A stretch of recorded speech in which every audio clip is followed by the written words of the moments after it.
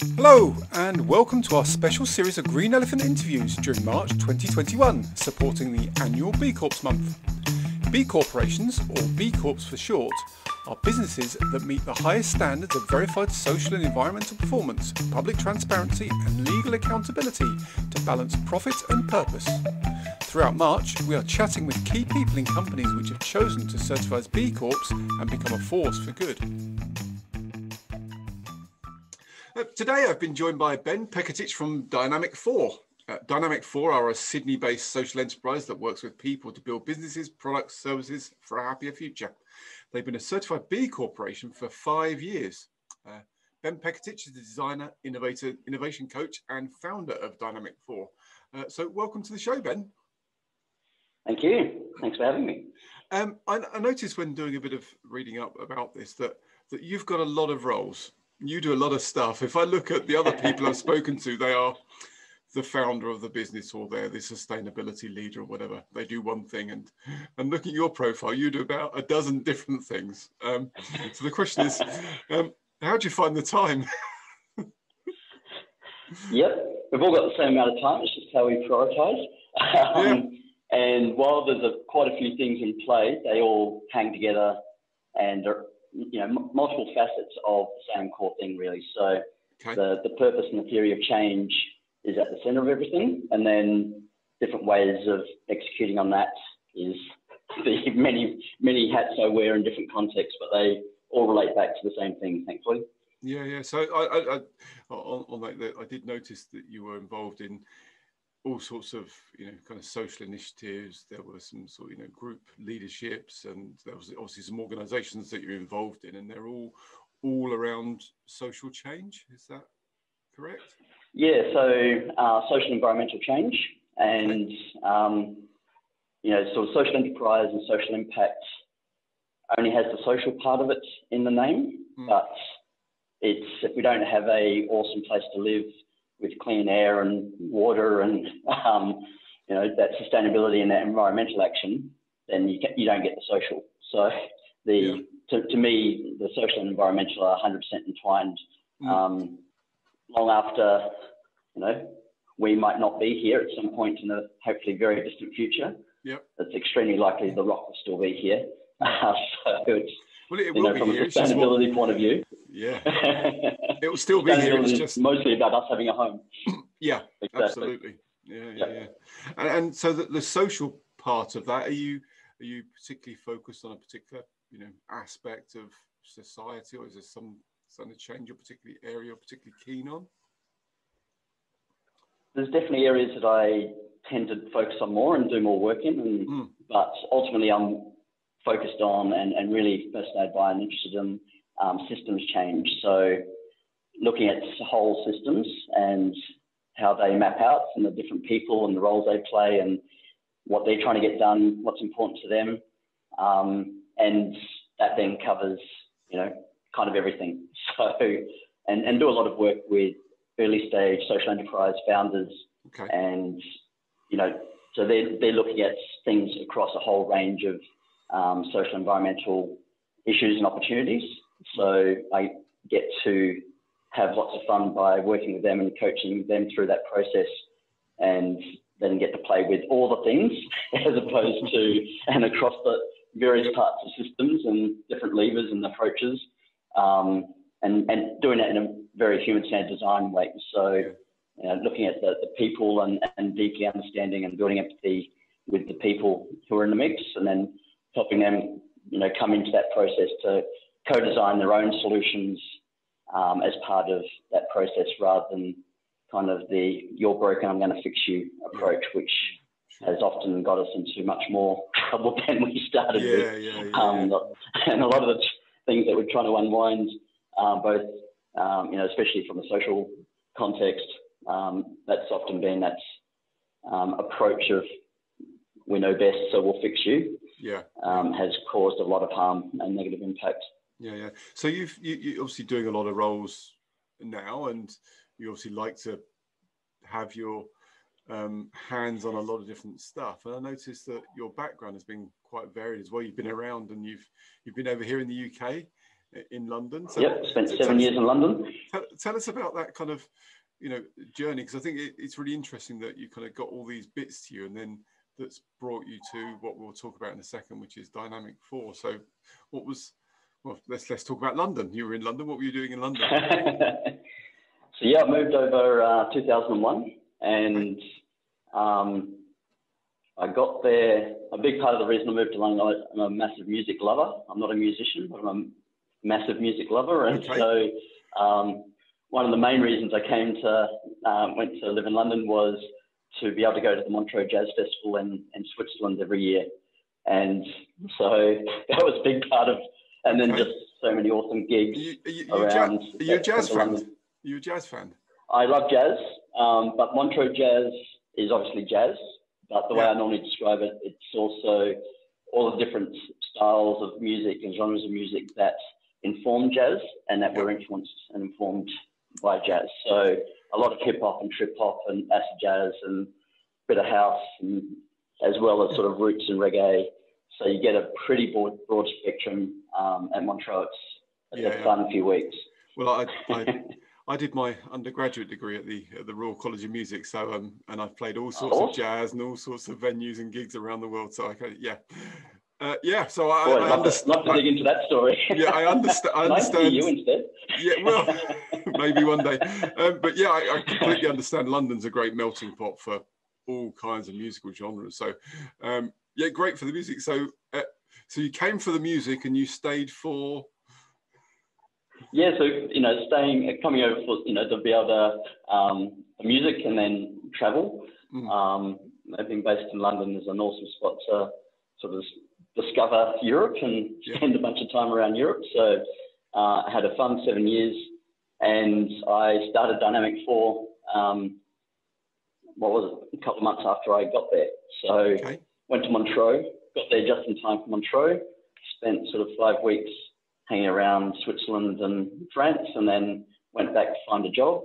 And the job market had crashed earlier that year.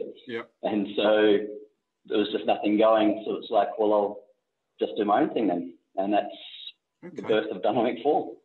Okay, and I guess that I'm really interested about that early 2000s for a social enterprise doing these things. That is early. I mean, we kind of take it for not for granted, because there aren't a huge amount of social enterprises, but it's more common now than it was 20 years ago.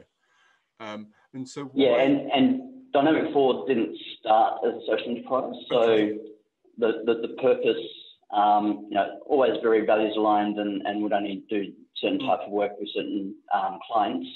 So always had kind of that filter on the work that we do.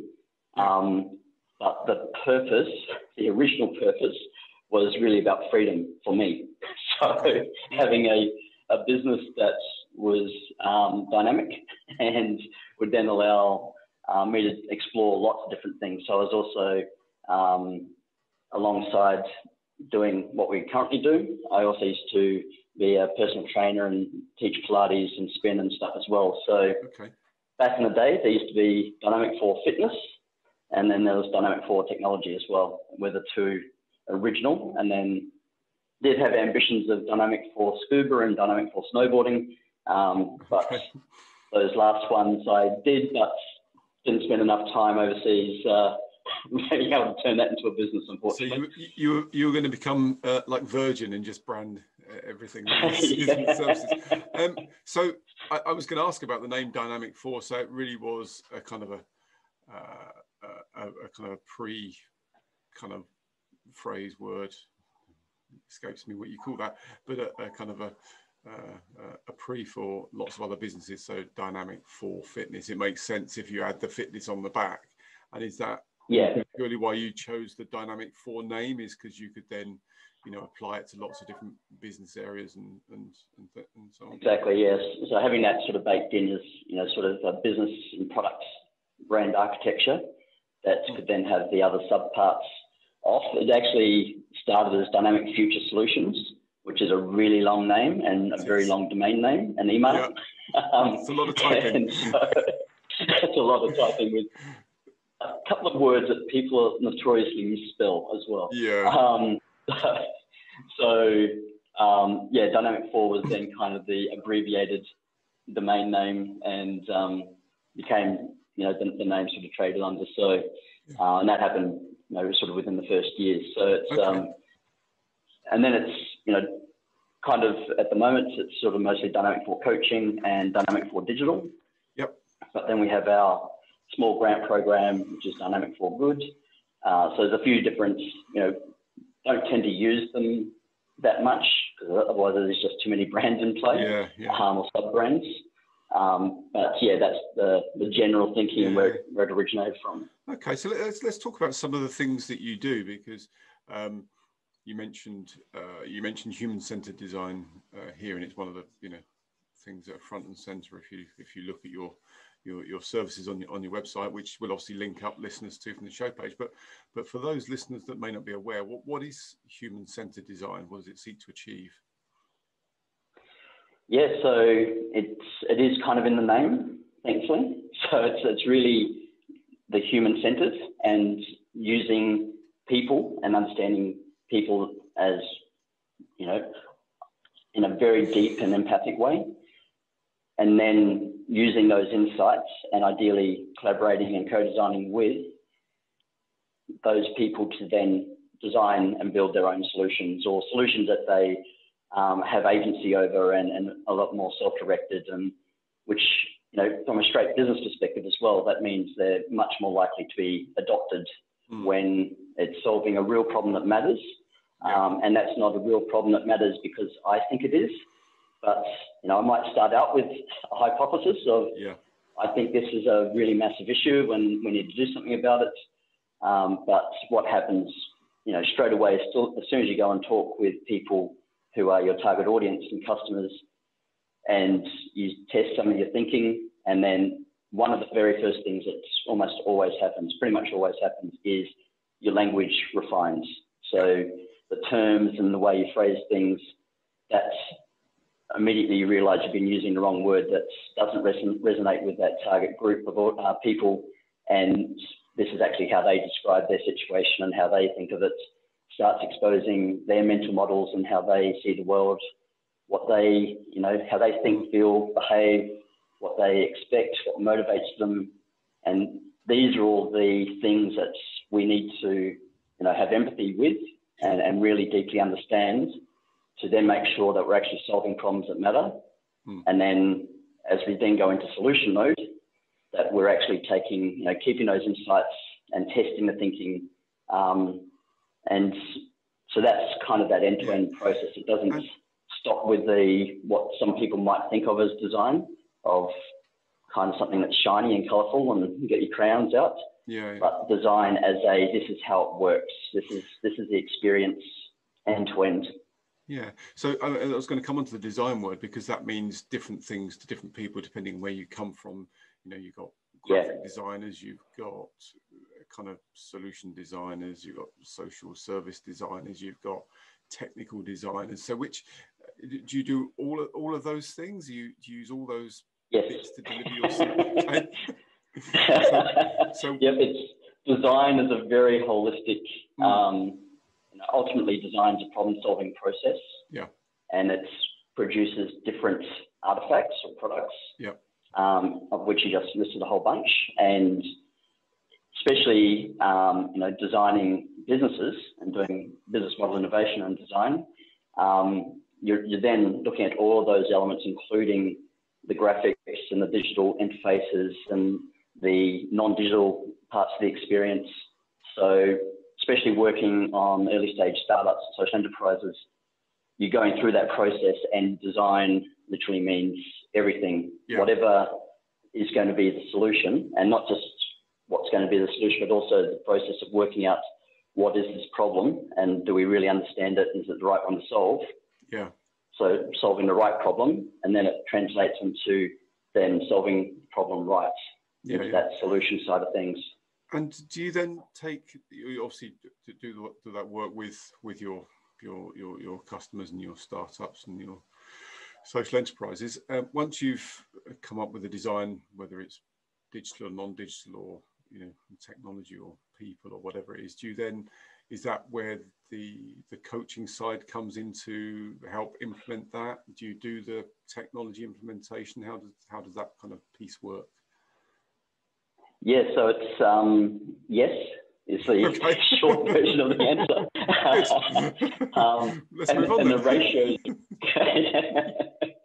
and the ratios of each of those components have sort of evolved and transitioned over the years. So historically used to do a much more sort of traditional consulting model of still doing it in the human-centered way, and because that includes taking a human-centered approach to how we work with our clients as well. Yeah. So working with our clients, understanding their context and the business opportunity or problem that they're looking to address, but then sort of doing the work for them and not necessarily alongside them, and then sort of bringing it back, and then, that more traditional consulting type approach. But now it's a lot more coaching as the primary way of getting these things done, and more of a focus on helping organizations build that internal capability. So there's that maturity and some skills and being more self-sufficient internally, which also then results in more continuity and actually being in control of their own organization. And the role that then plays more alongside and with, as opposed to for, if that makes sense. Yeah. And so one of the things you mentioned just in passing there was that you do sustainable business models. And I think most listeners will know, business model, business plan, business structure, whatever. But the sustainable bit is the bit that makes it slightly different and slightly tricky, maybe. What's your experience of that? Yes, so the word sustainable, obviously multiple meanings in different contexts, and even in this context it has two kind of meanings as well, which I think you're sort of alluding to. So often talking specifically about business models and sustainable, generally the primary use is or meaning is that it is financially sustainable and can be ongoing and continue. And obviously with social enterprise and also not-for-profits, purpose-driven organisations who exist to deliver on a specific social environmental purpose, that is a key focus and the primary reason for being.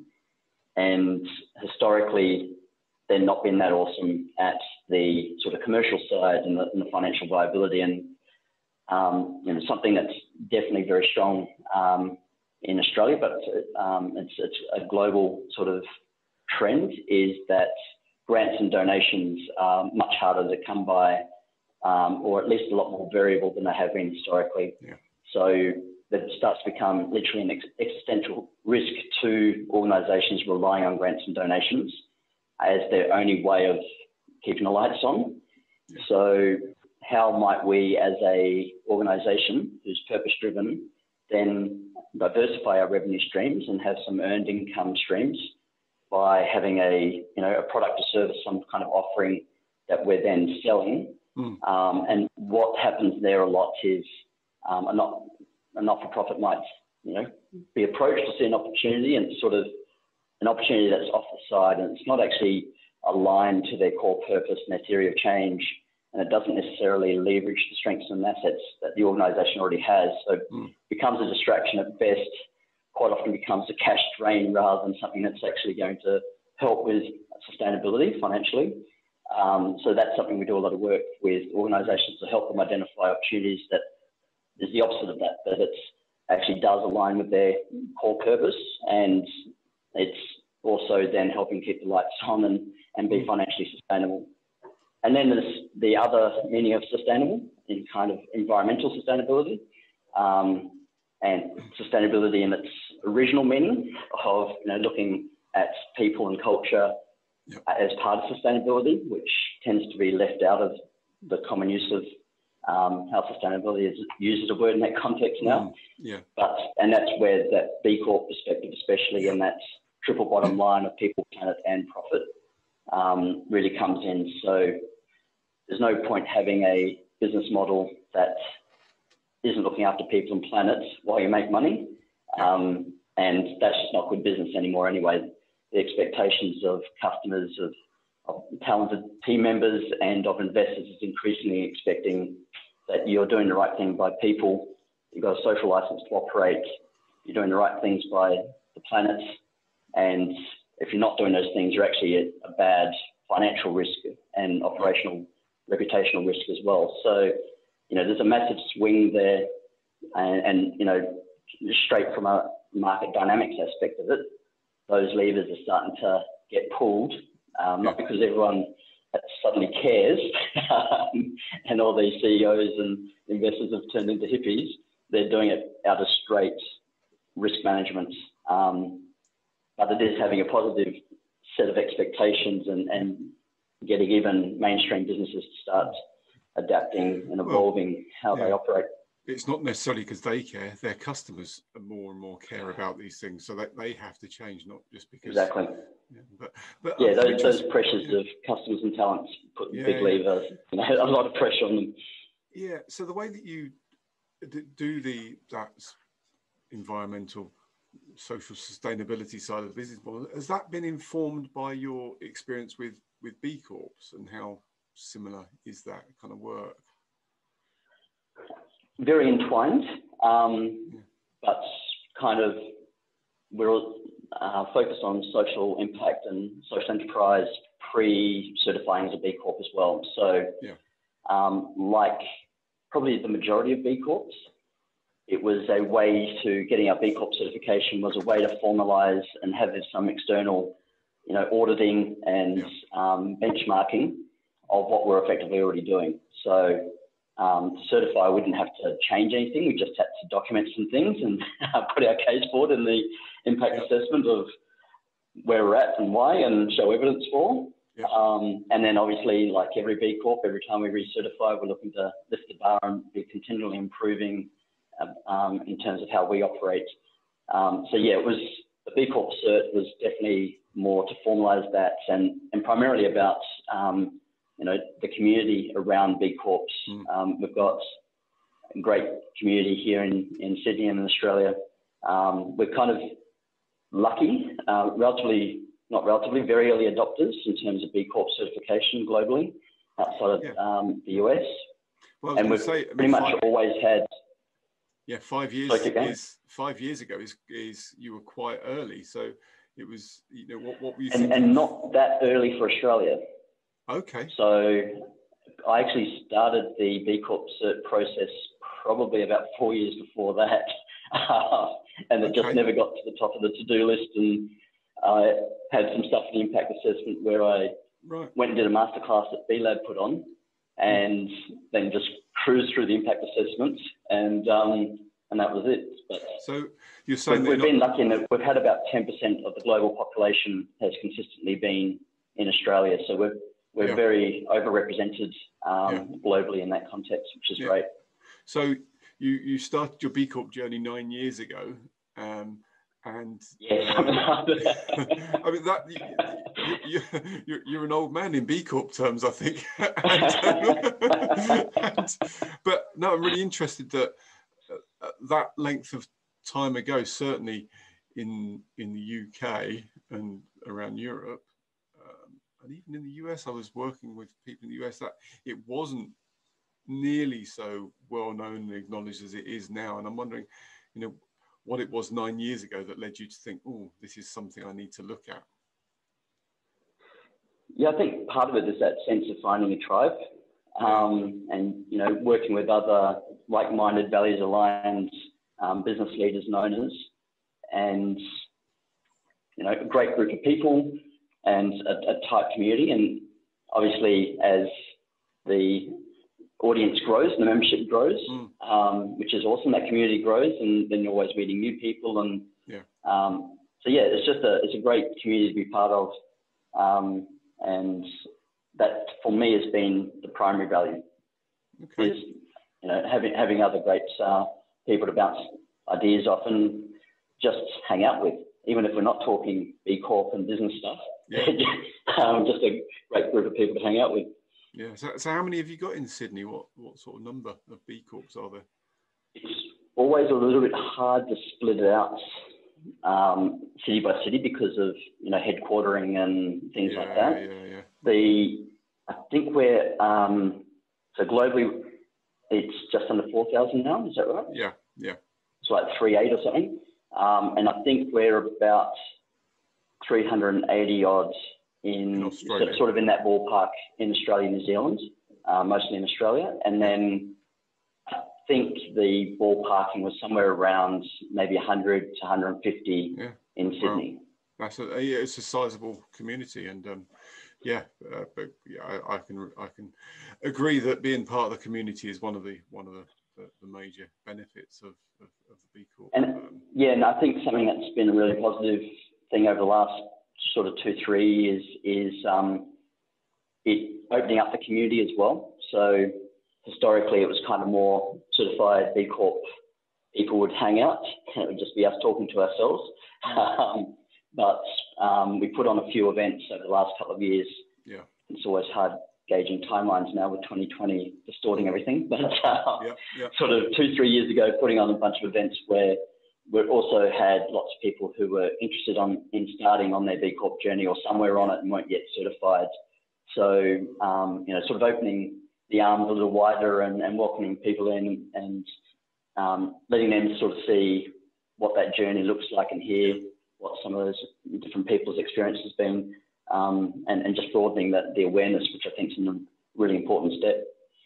No, absolutely. So if I'm a startup social enterprise and I'm looking for some help, what are the things that Dynamic4 can do for me? Yeah, so one of the key things that we do is run an incubator called JetPack for early stage social enterprise, and a key definition of term here as well is early stage. So especially in social enterprise sort of context, early stage can be anything from someone's just had the idea and they just started the journey, but far more often they've actually been on the journey for 2, 3, 5, 7 years, and just not getting that sort of traction and cut through, and invariably, you know, got other full-time personal commitments, if that's work or family or accommodation. And so it's sort of all happening on the side. So building that momentum is a key challenge, and sort of carving out some dedicated headspace. So the way we run JetPack is very much a coaching model. So rather than being a hard, strict curriculum and a set timeline, it's more of a self-paced type model. And it's trying to, a key focus is helping people focus on the right things now and do the right things at the right time, rather than what often happens with different programs is, you know, it's week 3 of the program, so this is a topic and you have to do sort of this assignment on the accelerator, otherwise you get kicked out, even though I'm nowhere near ready for it. So it's, you know, one of the key design principles of the program is to really help people do the right things at the right time, build that, the confidence and the momentum. And, you know, to be honest, all of the information is out there on the internet and in books. And that's also a key challenge, that people get lost in all of these different frameworks and models. So to be able to sort of cut through the noise and have, here's a known path, and taking that human-centered approach to design and innovation, then, you know, coaching people and being alongside people on that journey. And I think also, Ben, and for listeners, it's unusual to find a design coaching consultancy that is specialized in helping social enterprises, because there's an awful lot of business coaches and designers and things out there, but they are experienced in for-profit in whatever sector they specialize in. They're not in the social enterprise space. So I think you've got something, you know, a bit unique about the sort of things that you do. Yeah, and a lot of that's, you know, focused there through experience of starting social enterprises and startups. And I started my first startup 26, almost 27 years ago. And going through that cycle of some very hard and painful lessons and making the same or very similar mistakes over and over, being able to share that pain and things that I've found to work and questions I ask myself regularly, to then be able to help, founders and leaders ask themselves those questions, and guide them through that process. And, a key part of that journey is knowing when to stop. Sometimes, because it's a process of learning, and sometimes the thing you learn is the thing I really care about and my idea no one wants. And it's not a problem that's worth solving, or the people who I thought were experiencing a problem, they're getting by and they're fine, and there's no desire to actually switch and change the behaviour. So there are times where you just have to grieve it. It's a grieving process when you wind one down, and let it go, and work out what you do next, which might be another attempt at something, or it might take a break. I can absolutely vouch for that. We had a product that everybody needed but nobody wanted, and it's a tough one, and you have to walk away. And it hurts. Yeah, it does. It really hurts, and it's something that you want to learn as early in the journey. Early, with the least time and money spent. Yeah, absolutely. And the less amount of attachment, the least amount of attachment you can have to it, the easier it is if you have to grieve it. Yeah. And we sort of love our ideas and we hold them a bit too close often. So a lot of the, working with founders, it is helping them through that process, including sometimes going, okay, for various reasons, I can't do it anymore, and being able to let that go and be supported through that process, and that there's not an expectation that every startup will work, and that another one that's often sort of expected, even if it's only sort of implicitly, is that every social enterprise or startup has to scale and be this global thing, which tends to be a lot of pressure there, where quite often that wouldn't be the right thing from multiple perspectives. Yeah, absolutely. Ben, we're asking all of our guests if they've got a takeaway tip or an action that listeners can go away to do. So I'm wondering if you've got something you could suggest for us. Something to look for or do? Yeah. So a tip. Okay. So it's B Corp month, as we know. So I think one thing that we can definitely all do is look for the B Corp mark. So that little B Corp trust mark, that symbol, and just look out for it. So when you do your particular activating system, the RAS, you start looking for it. You see one, then you start seeing them everywhere. You do, yeah. So if you can get the RAS working, and then sort of start noticing, for individual customers, where are they seeing it out in the world? Are they in the shopping centres? Are they on in different places? And in the office and email footers, like where are these bees and what are they up to? And is there something that you can do either in your personal or professional life to preference B Corps and social enterprises in your supply chain and support them both with your wallet? Yeah, that's a great one. I don't know if they've got anything like this over in Australia, but in the UK, a few of the big supermarkets have now launched B Corp only sections in their store, B Corp only on their online shop. So when you see the products, it's only products from B Corp. So there's a few retailers. Nothing like that I've seen in Australia. That's awesome. I think there's one that's got a B Corp aisle. So you go into the physical store and walk down the aisle, it's only B Corp products. So great tip. If you can interact with, buy from B Corps, then would wholeheartedly absolutely. And we're also, Ben, asking our guests for any recommendation of a book or a video, a film, or anything like that listeners can go away and have a read of or have a look at. Is there something you can suggest for us? There are many. Yes. Lots of guests have said, "Can I have two?" But I'll try and limit myself to one. Okay. And maybe tease a second. Okay. The drawdown report has that come up multiple times yet? No, it hasn't. Thoroughly recommend checking out the Drawdown, Project Drawdown in the book. Yep.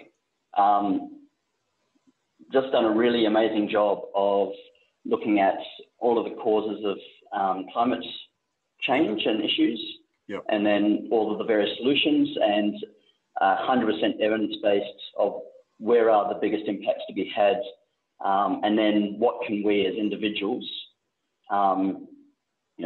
choose something, and it might start with a small action and make it a habit, encourage others in your household, but obviously most of those environmental issues and climate action we need to take they need much bigger action, but our own personal decisions take they help create the movement, the conditions and the expectations amongst companies, as we were sort of talking about earlier, but also governments, and voting with your wallet along that is another powerful action. But yeah, we need to create that momentum. And a big one that I think is often overlooked as part of that is that we often talk about companies as sort of a faceless entity, but they're actually made up of groups of people. Yeah. And so all of us, if we, especially where we're influencing and making decisions in those contexts, decide to solve problems that matter in more empathic and innovative ways, and actively measure what success means, not just in terms of money, but also outcomes for people and our planet, then, that cumulative action by individuals inside these entities also has the power to have massive change as well. So that's a big focus area for me.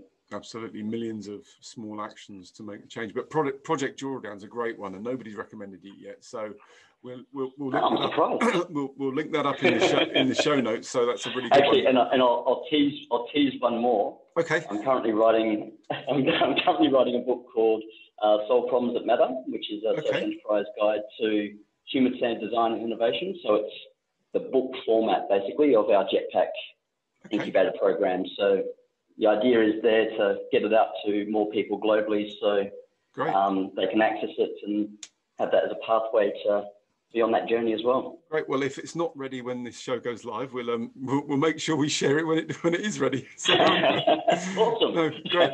And so, listeners, we'll put all the things we've discussed in the show page, and we'll put links out so you can go and find them. If listeners want to get hold of Dynamic4, Ben, or reach out to you, where's the best places for them to do that? So our website is dynamic4.com, and a bunch of stuff there. Yep. Not as much stuff as there will be. It's always on a to-do list. More there. But one of the best ways is probably to connect with me on LinkedIn. Okay. Ben Pecotich, Pecotich. I think I might be the only one on LinkedIn. It's a relatively rare name, so good. Generally pretty easy to find. Yeah, well, we'll put links to all those social on the website and things in the show notes. So if listeners want to go and link up with Ben, then you can do so from there. Now it's time for the favourite part of the show. It's Fact or Fake, and I was on a bit of a losing streak, but I had a win yesterday, so my confidence levels have improved. So today on Fact or Fake, we're going to do social enterprises, which is something we've been discussing a lot. So I've got some statements about social enterprises for you, Ben. Are you ready? Oh, no. No, I really feel under pressure. Okay, so your first statement is, half of all social enterprises are 5 years old or less. Is that a fact or is it a fake? It would depend on the data source. I'm going to give you it depends to probably all of these questions. this is worldwide. This is a study, but yeah. I would say it's likely to be a fact, and if it's not a fact, it would be an issue of labelling and people self-identifying as a social enterprise when they are. Have I covered my bases there? You've covered your bases, but you were correct. It is a fact. It's actually 49%, but we'll call that half. But yeah, 49% of all social enterprises are 5 years old or less. So it's a really new and growing thing. Okay, here's a UK based one now, but hopefully you have some insight to the UK. 10% of social enterprises in the UK are led by women. I would say and thoroughly hope that is false. And I would say that if it's anything like Australia, I, without having actual data, would guess it to be 60 to 70% would be female-led social enterprises. And I would at least hope it's much higher than 10% in the UK. Okay, so I'm going to optimistically say false. So you're correct. It is a fake. So I lose. I'll be playing for consolation in the last one, but it is more. It's actually 40%, which isn't as high as the 60. So it's 40%, but actually that is way more than we've got in the FTSE 100 board, or definitely. Companies. So there's so many amazing women leaders in social enterprise. It's awesome. So it's good to see the diversity and leadership of social enterprise. So that's a really positive thing. And finally, for consolation for me, if I can get it, here we go. So social entrepreneurs comprise 5% of all entrepreneurs in the world. Is that a fact? Sorry, say it again. Social entrepreneurs comprise 5% of all entrepreneurs in the world. From that statement, is there a definition of when somebody stops being an entrepreneur? Is entrepreneur someone that has started a business of any kind, or is it in a startup phase only? No, there's no upper limit. No, there's no. My gut feel is it would be lower than 5% globally. It's actually 5%. So it's a a small consolation for me, but I mean it's that's good. Yeah, it's okay. I think I would say but it's not enough. It's only 5% of all. And it's still and there's definitely some challenges there. One around what is a social enterprise. That's there's sort of two pretty much universally agreed attributes, and then the third one that gets debated heavily. And a lot of people, for one reason or another, don't self-identify as a social enterprise as well. So I think the numbers would be higher, but overall it's still a relatively emergent practice. It is, in a lot of senses. And I think whilst I'm smarting from defeat and you're basking in victory, I think we can both agree on the fact that we'd like more social entrepreneurs in the world, and that would be. We need it, and for it to become mainstream, ideally to the point that there isn't a separate category or name for it, that it just becomes standard practice that businesses are looking after people on planet and are very clear on that purpose, rather than profit at all costs. Yeah, great. Ben, it's been great to talk to you today. I've really enjoyed it. And, I wish you all the success with Dynamic4 in the future and your continued B Corp journey. Thanks for joining us.